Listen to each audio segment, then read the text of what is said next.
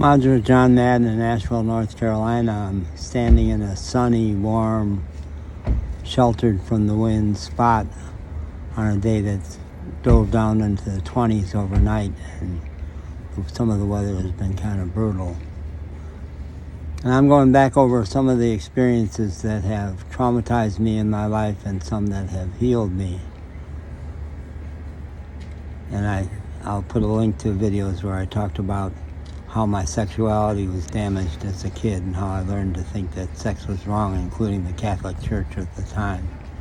And still, really, from the Middle Ages, really from its inception, Christianity has taught people that sex is bad.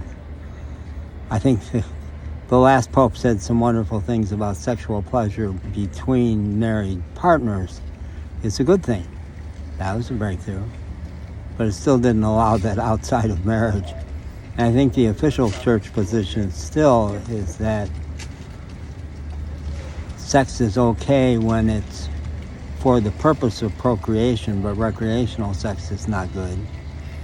And at least at one time, I'm not sure if this is true now, I'll search on this, it was taught that even in the act of trying to make a baby, if you have too much pleasure, that's still a sin. And there were practices that could keep you from getting to experiencing too much pleasure, which was considered a bad thing. So when I had my big breakthrough, my huge spiritual breakthrough on June 26th of 2019, where 30 years of being misdiagnosed as bipolar fell away from me, and I got happy, one of the instructions I got from Spirit there was, well, you're a psychologist, psychotherapist. You know what, the essence of what Freud said really is true. We still have taboos around sexuality and aggression, and they both can be very wonderful sources of healing, and aggression in the service of protecting yourself or others is a really great thing that I've gotten quite good at after not being. So I've considered myself to have a mission, and I think we all do. We have things we're supposed to learn, things we're supposed to teach, ways we're meant to help. And as a lifelong teacher and psychologist, I do experience myself as having a mission of redeeming the gorgeous potentials of sexuality and teaching it. And one thing I've realized is that even though we've commodified sex, and sex can be everywhere in the media, it's mostly to sell something, mostly to get clicks or to get a successful movie. And we have not learned how to truly celebrate how wonderful and healing and beautiful sex is, where you worship your partner and heal each other. Now, traveling down into Mexico, a lot of Mexico is quite modest, but Playa del Carmen, the Riviera Maya, anything goes. And women wear G-string bikinis, and you can get any kind of sex you want. And there is a very liberal, like nothing wrong with pleasure. It's a good thing. Enjoy it. La Quinta, the 5th Avenue in Playa del Carmen, celebrates that. So that's good. That's been support of what I'm trying to teach. I've had two big challenges to that. A buddy of mine that I confided with a lot back here in Asheville as I traveled for 4 years, one time said to me, and he's in an okay partnership, but I'm sure that they don't have good sex. And he's a recovering alcoholic and in and out of it himself. A really good guy in many ways, but he said to me one day on the phone, do you realize how often you talk about sex? Like, caught you. It's a gotcha. You talk about sex a lot.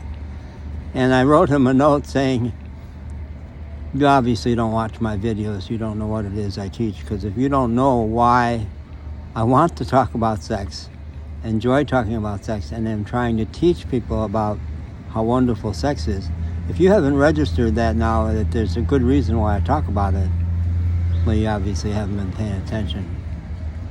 And then very recently, one of my diagnoses of the U.S. is that right now, a form of feminism that's gotten kind of twisted. Now, I've been calling myself a feminist for a long time and fighting for equal rights for women.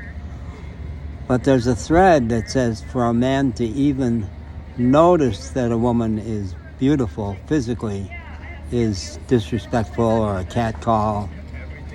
Flies in the face of the whole course of human existence where men appreciate women, and it's still true in black culture, New Orleans culture, Mexican culture, that you can give a physical compliment and it's fine, it's great.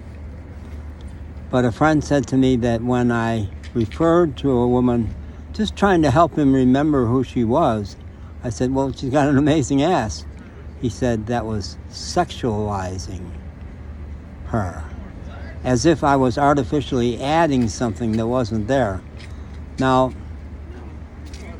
part of the reason the species has continued is that men like women's bodies. That we notice when a woman has a great ass. We just do.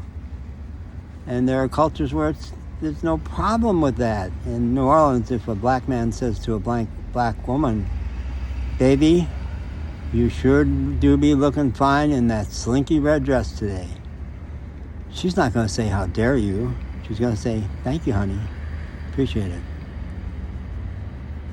So, yeah, if there's an edge to my struggle to reclaim sex as a good thing in this culture, and Asheville, for all the ways Asheville is wonderful, it's not a great place sexually, not a wide open place. I'm finding that there are pockets where that is happening, but not overall. It's kind of an outdoorsy and music and all that, but to really learn how to love sex, sorry, it's my job. I am on a mission from God. I've been told, if you can heal your sexuality and teach other people to appreciate how wonderful it is, and that to like a woman's ass, yeah, pretty harmless. Actually a good thing. Yeah.